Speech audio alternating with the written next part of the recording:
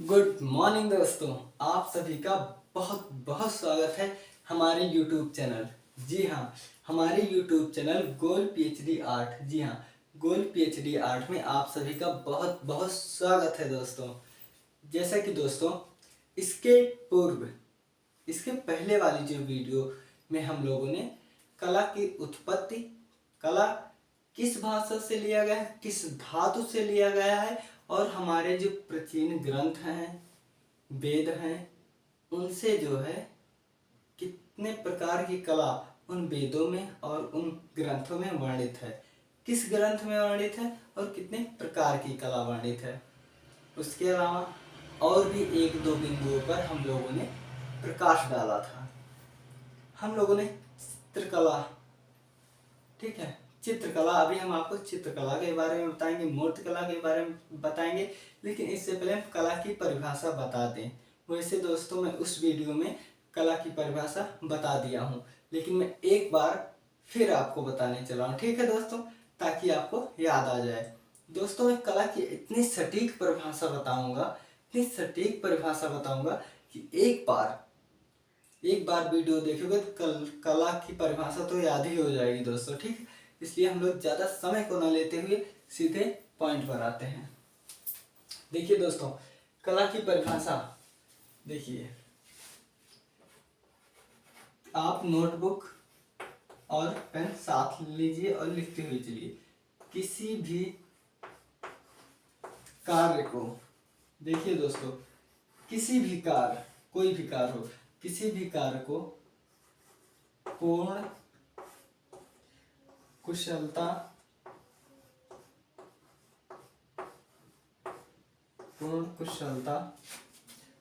व निपुणता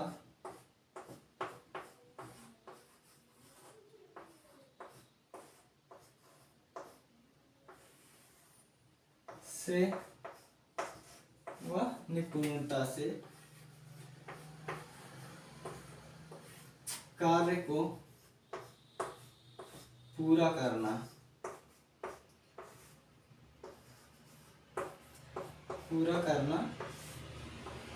कला कहलाता है।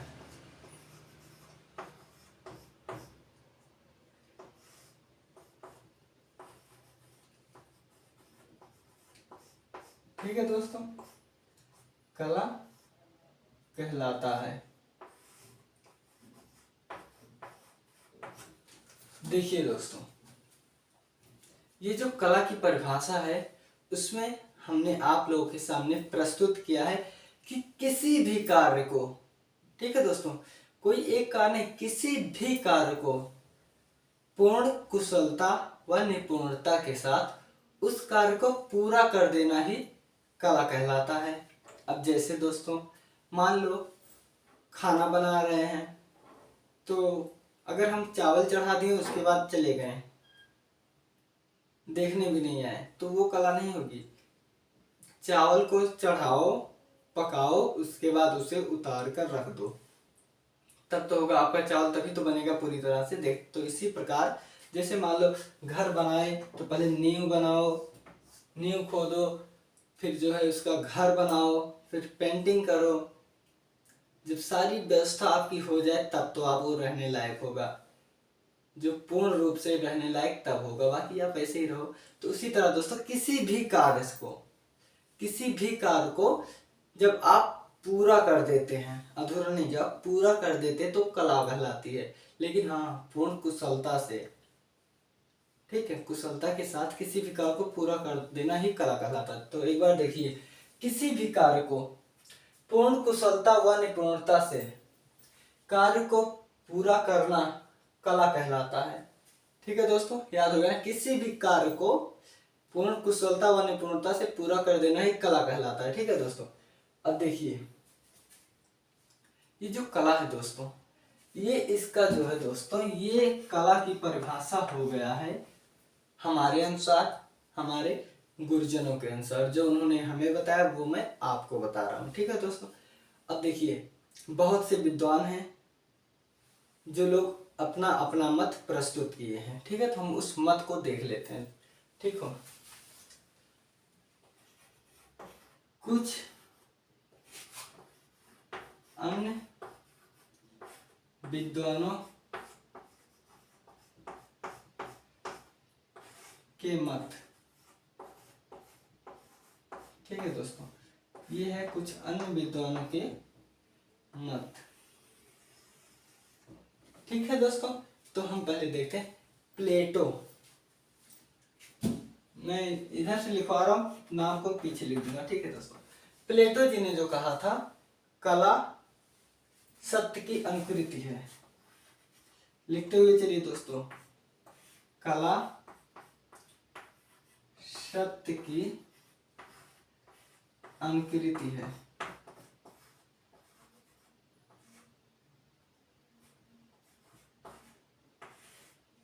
ठीक है दोस्तों, कला सत्य की अनुकृति है। इसको किसने कहा था? ये कहा था प्लेटो ने। जी, प्लेटो जी ने कहा था कि कला सत्य की अनुकृत है। अब हम दूसरा देख लेते हैं दोस्तों। फोकस आप अनुकृत पे कीजिएगा। अब एक और है जिन्होंने कला प्रकृति का अनुकरण है। ठीक है दोस्तों, देखिए कला प्रकृति का अनुकरण है। ठीक है दोस्तों, इसे अरस्तु ने कहा था। कला प्रकृति का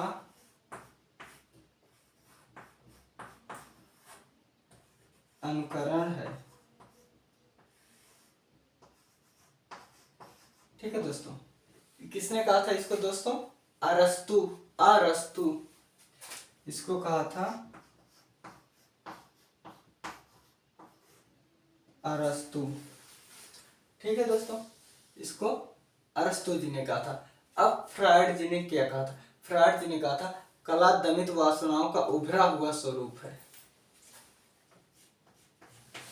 तीसरा नंबर, कला दमित भावनाओं का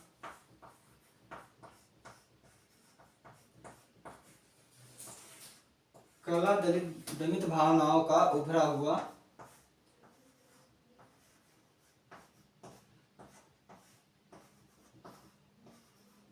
स्वरूप है। ठीक है दोस्तों, उभरा हुआ स्वरूप है। कला दमित भावनाओं का उभरा हुआ स्वरूप है। ठीक है दोस्तों, आप देखिए वीडियो 1 मिनट। जी दोस्तों, कला दमित भावनाओं का उभरा हुआ स्वरूप है। ठीक है दोस्तों, तो ये किसने कहा था? उभरा हुआ स्वरूप है। स्वरूप है। ठीक है दोस्तों, देखिए कला दमित भावनाओं का उभरा हुआ स्वरूप है। इसे किसने कहा था? इसे फ्रायड ने कहा था।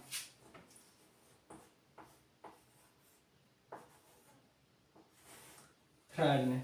देखिए दोस्तों, किसी भी चीज को जब तक हम हिंदुस्तानी किसी विदेशी के मुंह से नहीं सुन लेते हैं, चाहे हम हिंदुस्तानी उसे जानते ही क्यों ना हो, बचपन से चाहे क्यों ना सुनते आते हो, लेकिन जब तक कोई विदेशी उसे नहीं कह देता तब तक हम लोग संतुष्ट नहीं होते।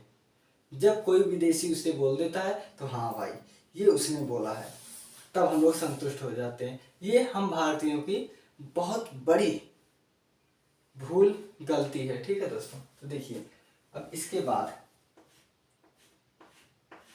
मैं भी से आपको दोस्तों समझाता हुआ चलूंगा, आप चिंता बिल्कुल मत कीजिए। देखिए कला एक अभिव्यक्ति है। कला एक अभिव्यक्ति है। कला एक अभिव्यक्ति है। कला एक अभिव्यक्ति है, याद कर लीजिए। कला एक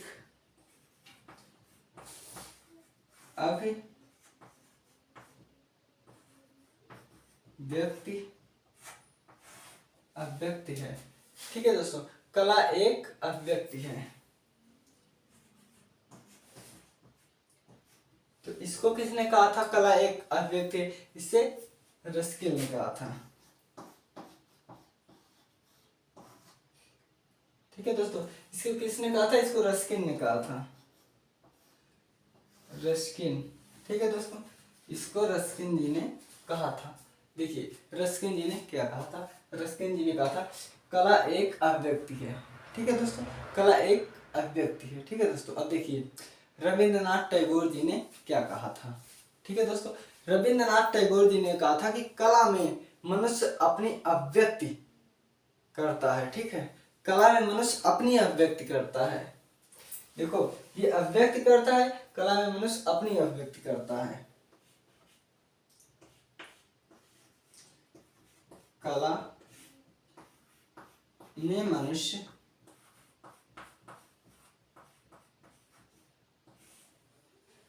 अपनी अभिव्यक्ति करता है। मतलब देखिए जो कोई कला बनाता है वो अपने ही तो अनुसार बनाता है, अभिव्यक्ति करता, अपनी अभिव्यक्ति करता है।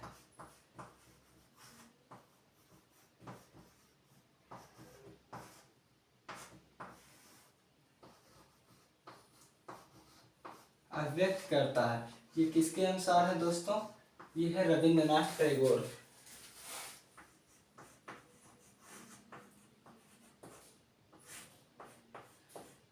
रविंद्रनाथ टैगोर, देखिए दोस्तों रविंद्रनाथ टैगोर, अवनींद्रनाथ टैगोर, गगनेंद्रनाथ टैगोर, ठीक है, ये लोग जो है एक ही परिवार से थे, ये जोड़ा साकू के थे। देखिए कला में मनुष्य अपनी अभिव्यक्ति करता है, इसे किसने कहा था, इसे रविंद्रनाथ टैगोर जी ने कहा था। अब सतपथ ने क्या कहा था उसको देख लीजिए। सतपथ ने कहा था कि कुछ भी देव शिल्प ही, कुछ भी देव शिल्प ही शिल्पी है। जैसे ऐसे बोल सकते हो कि कुछ भी, ठीक है दोस्तों, कुछ भी देव शिल्पियों, देव शिल्प किसे कहते हैं, प्रकृति को कहते हैं, ठीक है दोस्तों, का प्रतिरूप ही शिल्प है। देखिए पहले मैं इसे लिख दे रहा हूं, भी हम आपको समझा देंगे, ठीक है दोस्तों।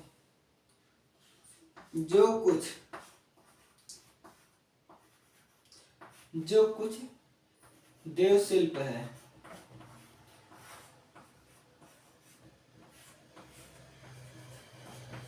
शिल्प है, वह ही शिल्प है।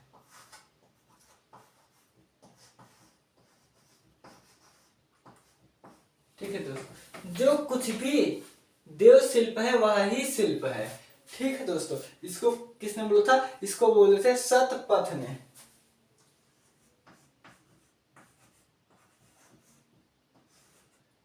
अब देखो दोस्तों, देव शिल्प और शिल्प क्या है मैं भी आगे बता दूंगा, पहले आप इसको जो है फोकस कर दीजिए। देखिए दोस्तों, कला किसे कहते हैं, किसी भी कार्य को पूर्ण कुशलता व निपुणता से उस कार्य को पूरा करना ही कला कहलाता है, ठीक है दोस्तों। इसके बाद कुछ अन्य विद्वानों के मत, ठीक है दोस्तों, हाँ, कुछ अन्य विद्वानों के मत या कुछ अन्य विद्वानों के अनुसार, ठीक है दोस्तों। तो पहला आपका जो है वो है कला सत्य की अनुकृति है, ठीक है दोस्तों, कला सत्य के अनुकृत है। इसको किसने कहा था, इसको दोस्तों प्लेटो जी ने कहा था, ठीक है, ये भी विदेश के हैं, इन्होंने कहा, हम लोगों ने मान लिया, ठीक है दोस्तों। उसके बाद है आपका कला प्रकृति का अनुकरण है, ठीक है दोस्तों, कला प्रकृति का अनुकरण है, इसको अरस्तु ने कहा था, ठीक है दोस्तों, ये भी विदेश के हैं। अरस्तु के बारे में हम लोग पढ़ेंगे, अरस्तु, प्लेटो, ठीक है, इन लोगों के बारे में हम लोग भी पढ़ेंगे जो है आगे, जब हम लोग पढ़ेंगे जो है स्थापत्य कला के अंतर्गत। जैसे ये लोग कला चित्रकला में ऐसे दिए हैं, ऐसे लोग स्थापत्य कला में भी अपने अपने मत जाहिर किए हैं। जब हम प्लेटो और अरस्तु के बारे में पढ़ेंगे दोस्तों, तो हम लोग जो है जब यूरोपीय चित्रकला का इतिहास पढ़ेंगे तब इनका नाम आएगा, ठीक है दोस्तों। उसका वीडियो हमारे link gold PhD art channel पर आप जाइए, विजिट कीजिए, वहां मिल जाएगा, ठीक है दोस्तों। तीसरा देखिए, कला दमित भावनाओं का उभरा हुआ स्वरूप है, ठीक है दोस्तों। देखिए कला जो है वो दमित भावनाओं का उभरा हुआ स्वरूप है, इसे फ्रायड जी ने कहा था, जी हाँ, फ्रायड जी ने इसे कहा था। ठीक है दोस्तों, उसके बाद है कला एक अभिव्यक्ति है। ठीक है, कला एक अभिव्यक्ति है, इसको रस्किन ने कहा था। रस्किन ने कहा था कि कला एक अभिव्यक्ति है। ठीक है दोस्तों, नेक्स्ट, कला में मनुष्य अपनी अभिव्यक्ति करता है। जी हाँ, कला में मनुष्य अपनी अभिव्यक्ति करता है। उसी पर जैसे मैं कोई चित्र बना रहा हूँ या मैं मान लो सब्जी बना रहा हूँ, तो उसमें जो नमक डालूंगा मैं अपने अनुसार डालूंगा। क्यों? या जो हमारी फैमिली है, कुछ फैमिली जो है चटक का ज़्यादा चटक खाते हैं सब्जी, कुछ लोग कम खाते हैं, तो वो अपने अनुसार बनाते हैं ना। मम्मी जी अपने अनुसार बनाती हैं, उन्हीं के अनुसार हम लोगों को पसंद है। तो उसी प्रकार जो है कला में मनुष्य अपनी अभिव्यक्ति करता है। एक चित्रकार जब कोई संरचना या रचना करता है दोस्तों, तो वो अपने अनुसार करता है। इसमें वही चीज रविन्द्रनाथ टैगोर जी ने कहा था। रविन्द्रनाथ टैगोर जी भारत के प्रथम नोबेल पुरस्कार प्राप्त करता है। ठीक है दोस्तों, ये जो है जिंदगी के चौथे पड़ाव में चित्रकला सीखा था। चलो दोस्तों, इसके बाद है जो कुछ भी देव शिल्प है वह ही शिल्प है। जो कुछ भी देव शिल्प है वह ही शिल्प है। यानी कि अगर हम अपने शब्दों में कहें, जो कुछ भी प्रकृति में है, ठीक है, वह ही कला है। प्रकृति में जितनी भी चीज आपको दिखाई दे रही वही कला है। यही इनका मतलब है शतपथ जी का। ठीक है दोस्तों, तो अब हम देव शिल्प और शिल्प किसे कहते हैं, हम इसमें अंतर जान लेते हैं। ठीक है दोस्तों, देव शिल्प व शिल्प। ठीक है दोस्तों, ये वीडियो जो है दोस्तों कक्षा 5 से लेकर पीएचडी लेवल तक के काम आएंगे। ठीक है दोस्तों, देखिए अब हम देव शिल्प किसे कहते हैं उसको देखते हैं। देव शिल्प, देखिए देव शिल्प किसे कहते हैं। देव शिल्प प्रकृति को देव शिल्प कहते हैं। ठीक है दोस्तों, प्रकृति को ही देव शिल्प कहते हैं। देव शिल्प माने देवताओं द्वारा बनाया गया। देखिए प्रकृति तो देवता ने ही बनाया है। क्यों? देखिए आसमान में तारों का टिमटिमाना, आकाश में आकाश का यहाँ से वहां जाना, सूर्य का इधर से इधर आना, एक पौधा, हरा पौधा। देखिए हम लोग जब कोई पुष्प लगाते हैं या कोई पेड़ लगाते हैं, उसमें पानी देने जाते हैं, उसकी बहुत रक्षा करते हैं, तब जाकर कहीं वो पौधा बड़ा होता है। लेकिन देखो जो जंगल में होते हैं पेड़ पौधे, बगीचे में होते हैं, उसे कौन पानी देने जाता है जंगल में? भाई कोई नहीं ना, उसे भगवान पानी देते हैं। उसकी जरूरत की चीजें भगवान देते हैं। तो प्रकृति में यही है, भगवान देते हैं। तो भगवान कौन है? देवता है। भगवान देवता है, तो देवता मतलब देव शिल्प, देवताओं द्वारा बनाया गया शिल्प या बनाया गया जो है कोई भी चीज, वही तो देवता जी ने क्या बनाया है? उन्होंने प्रकृति बनाया है। अब प्रकृति में हम लोग भी आ जाते हैं, पशु पक्षी सभी लोग आ जाते हैं। ठीक है, तो ये हो गया देव शिल्प। अब शिल्प किसे कहते हैं? ठीक है दोस्तों, तो शिल्प किसे कहते हैं? तो शिल्प दोस्तों कहते हैं कला को। कला को शिल्प कहते हैं और कलाकार को शिल्पी कहते हैं। शिल्पी कलाकार को कहते हैं। ठीक है दोस्तों, देखो शिल्प मतलब कला, शिल्पी मतलब कलाकार। ठीक है दोस्तों, तो देखिए इसमें हम लोगों ने परिभाषा, और परिभाषा को कितने लोगों ने क्या क्या नाम दिया, कौन कौन से विद्वान, उसके बारे में पढ़े। अब देखिए 64 जो है, कला की संख्या 64 है।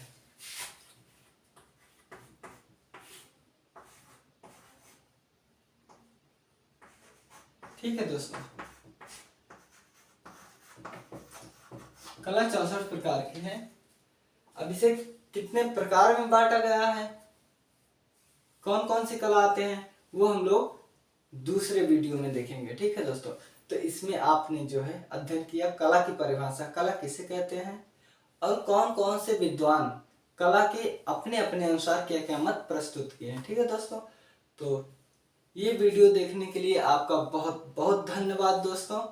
आप लोग इसे एक दो बार देख लीजिएगा, आपको कंठस्थ हो जाएगा, आपको याद हो जाएगा। ठीक है दोस्तों, तो आप लोग जो है वीडियो को लाइक कर दीजिए, हमारे चैनल को सब्सक्राइब कर दीजिए, और जो आपके फ्रेंड हैं, देखिए ये तो बेसिक चीज़ चल रहा है, कलक परिभाषा और भाषा, तो एक अच्छा 5-6 से ही जो है स्टार्ट हो जाता है। तो जो बच्चे पढ़ रहे हो उन्हें सबसे आसान ट्रिक वाला ये परिभाषा बता दो।